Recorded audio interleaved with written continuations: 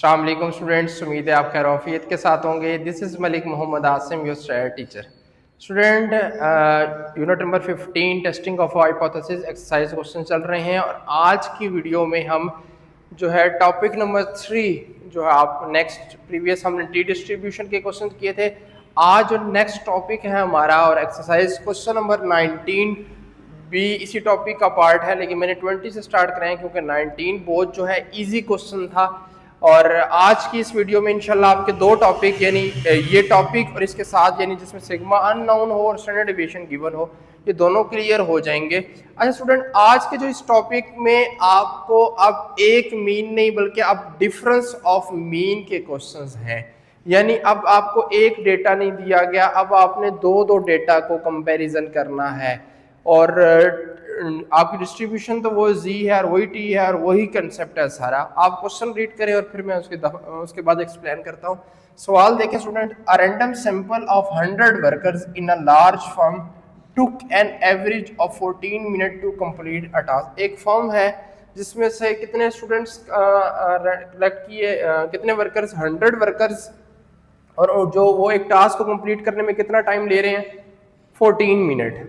यानी n1 भी दिया हुआ है और x1 बार भी दिया गया है। अ रैंडम सैंपल ऑफ 150 वर्कर्स, अब एक और ये फर्म है या कंपनी है जिसके 150 वर्कर्स लिए गए, अब आपके पास n2 हो जाएगा। ये n1, ये x1, ये n2 in another large firm took an average of 11 minute. तो इसका मतलब है ये आपके पास x2 बार हो गया टू कंप्लीट अ टास्क। एक और फर्म है जिसमें 150 वर्कर्स लिए और वो 11 मिनट ऑन एवरेज में अपना टास्क क्या कर लेते हैं, कंप्लीट कर लेते हैं। Can it be assumed at 5% level of significance that the average time taken by the workers in two firms is same. उसने कहा आप टेस्ट करें, चेक करें कि जो दोनों फर्म्स के वर्कर्स हैं वो टास्क कंप्लीट करने के लिए सेम टाइम लेते हैं, ये उसने क्लेम। अब इक्वल, जब भी सेम का मतलब इक्वल, तो ये जब भी इक्वल की बात की जाती है तो एच नॉट में आती है। तो आप ये देखें कि हमने टेस्टिंग ऑफ हाइपोथेसिस क्या कर दी है, एच नॉट इक्वल्स टू μ1, यानी दोनों फर्म्स का जो मीन है वो क्या आएगा, इक्वल आएगा। एच नॉट का मतलब है, आप इसको इस तरह भी लिख सकते हैं स्टूडेंट, आप इसको इस तरह भी लिख सकते हैं μ1 माइनस μ2 इक्वल्स टू 0, यानी ये μ2 इधर आके माइनस हो जाएगा और इक्वल्स टू 0 आ जाएगा। और h1 क्या होगा, नॉट इक्वल्स टू, इसका अल्टरनेट तो यही बनेगा μ1 माइनस μ2 नॉट इक्वल्स टू 0। तो आप या इस तरह हाइपोथेसिस लिख लें या इस तरह लिख लें, दोनों सूरतों में ठीक होंगे, जो मर्जी आप इनमें से कोई एक लिख लें। If the standard deviation of the workers of the first and second form 2 and 3 minute respectively, और स्टैंडर्ड डेविएशन भी दोनों फर्म्स के वर्कर की दी गई है, यानी पॉपुलेशन स्टैंडर्ड डेविएशन दी गई है। हाइपोथेसिस मैंने आपको बता दी स्टूडेंट, लेवल ऑफ सिग्निफिकेंस दिया हुआ था, इसने 0.05 ना दिया गया हो तब भी तो 0.05 ही लेना होता। टेस्ट स्टैटिस्टिक्स, अब पहले आप फार्मूला लगा रहे थे x bar minus mu divided by sigma over square root. अब चूंकि हर चीज डबल हो गई है तो अब आपका सैंपल का मीन भी दो दफा आएगा, पॉपुलेशन मीन भी दो दफा, सिग्मा भी दो दफा और n भी दो दफा आएगा। देखें फार्मूला वही है, उसकी शेप चेंज होगी, x1 माइनस x2 बार, जहां पे सिर्फ x बार आ रहा था, μ1 minus μ2 minus divided by sigma 1 square divided by n1 sigma 2 square divided by n2 और इसका होल का स्क्वायर रूट लेना है आप लोगों ने। अब फार्मूला लिख दिया, आगे कैलकुलेशंस में जितनी सारी वैल्यूज मैंने अंडरलाइन की हैं ये सारी वैल्यूज आप कैलकुलेशन में लिख दी हैं। और मैंने फार्मूला दोबारा नहीं लिखा जी का, आपके पास जगह होगी तो आप दोबारा इस पहले फार्मूला लिखिएगा टेस्ट स्टैटिस्टिक और फिर वैल्यूज को आपने पुट करना है। मैं वैल्यूज पुट कर रहा हूँ, x1 बार की जगह 14, x2 बार की जगह 11, μ1 माइनस μ2 हमेशा तकरीबन 90% क्वेश्चंस में ये क्या होता है, 0 ही होता है। सिग्मा जो 1 था उसकी 2 वैल्यू थी, तो ये सिग्मा 1 स्क्वायर है तो 2 का स्क्वायर आ जाएगा, डिवाइडेड बाय n1 100 है, सिग्मा 2 स्क्वायर, सिग्मा 2 जो है वो 3 है, स्क्वायर ले लिया, डिवाइडेड बाय n2 हमारे पास 50 है, 50 कर दिया, 14 में से 11 के 3, इन सारे को 2 का स्क्वायर 4 डिवाइडेड बाय 100, 3 का स्क्वायर 9 डिवाइडेड बाय 100, इस सारे को सिंप्लीफाई करेंगे तो आपके पास z की वैल्यू आ जाएगी 9.5 आ जाएगी। क्रिटिकल रीजन लेना है क्योंकि टू टेल्ड का टेस्ट है, देखें इक्वल और नॉट इक्वल का केस है, तो z calculated greater than z alpha by 2, tabulated alpha क्या 0.02 देखेंगे 1.9, इतने क्वेश्चंस कर चुके आप, तो आपको पता चल जाना चाहिए कि अल्फा बाई 2 हो और 5% पे देखना हो तो 1.96 वैल्यू आती है। कैलकुलेटेड वैल्यू 9.5 है, 9.5 ग्रेटर है 1.96 है, यानी मैथमेटिकली देखा जाए तो ये स्टेटमेंट ट्रू है। 9.5 बड़ी है वैल्यू 1.96 से, तो हमारा कंक्लूजन क्या होगा, फिर रिजेक्ट होगा। मैंने आगे इसका ग्राफ भी स्टूडेंट्स आपको बना के बता चुका हूँ कितनी दफा कि ये नॉर्मल कर्व है, क्रिटिकल रीजन आपको बता रहा है 1.96 ये, और दोनों साइड पे 1.96 नेगेटिव है। अगर इस इंटरवल के दरमियान में वैल्यू आती तो एक्सेप्ट होती, लेकिन अगर इस इंटरवल के बाहर आएगी वैल्यू तो रिजेक्ट होगी। तो 9.5 तो इससे बाहर आता है, तो इसलिए हम क्या कहेंगे कंक्लूजन में, our calculated value is greater than the tabulated value, so reject H not. Same question आपका इसी टाइप का ये 21 भी है। क्वेश्चन को अच्छी तरह से समझें और देखेंगे कैसे वैल्यूज पिक की जाती है क्वेश्चन में से। The test was given to a group of 80 female, 80 female का मतलब ये N1 दे दिया है, and to a group of 100 male students N2 दे दिया आपको। The mean score for the female was, mean score यानी कि ये जो 80 है ये फीमेल का मीन है, तो यानी x1 बार है। The mean score of for the male students 78 यानी x2 बार है। आपको N1 भी दे दिया, N2 भी दे दिया, x1 बार भी दे दिया और x2 बार भी दे दिया। Assuming a common population derivation 5 यानी सिग्मा 1 स्क्वायर और सिग्मा 2 स्क्वायर दोनों इक्वल है, क्या है 5 वैल्यू है।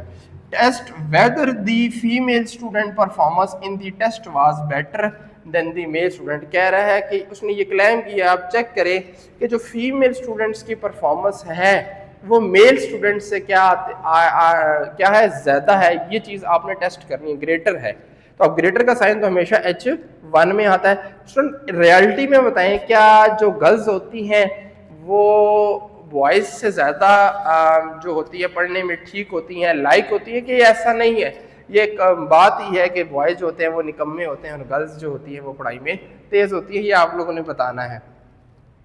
अच्छा, तो अब H0 क्या लिखा मैंने, म्यू H1 पहले लिखा, μ1 ग्रेटर देन μ2। ये उसने क्लेम किया था कि जो गर्ल्स का मीन है यानी गर्ल्स की परफॉर्मेंस है वो बॉयज की परफॉर्मेंस से ज्यादा अच्छी है, ये आपने प्रूव करना है। तो इसका रेसिप्रोकल क्या होगा फिर, H0 लेस देन इक्वल डाल दें या इक्वल भी डाल दें तब भी एक ही बात है। और इस तरह भी लिख सकते हैं जैसे मैंने आपको ये बताया था।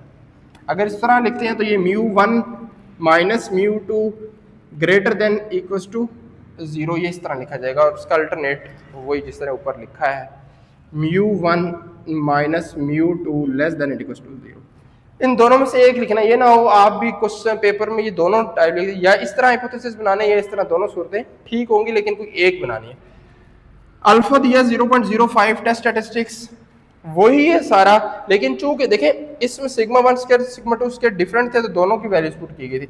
अगर ये दोनों सेम हो तो ये कॉमन आ सकते हैं ना, जब कॉमन आएगा सिग्मा, ये सिग्मा स्क्वायर रूट से कट जाएगा और बाहर क्या आ जाएगा, सिग्मा आ जाएगा। तो ये फार्मूला थोड़ा सा इसलिए चेंज हो गया, 1/n1 प्लस 1/n2 फार्मूला यही है सारा। इसमें वैल्यूज को पुट करें, x1 बार की जगह 80, x2 बार की जगह 78, सिग्मा की जगह 5, n1 की जगह n2 की जगह उनकी वैल्यूज पुट करें, इसको सिंप्लीफाई कर लें, ये 2 आ जाएगा, ये 0.75 आ जाएगा, डिवाइड करेंगे तो z की वैल्यू आपके पास आ जाएगी 2.67।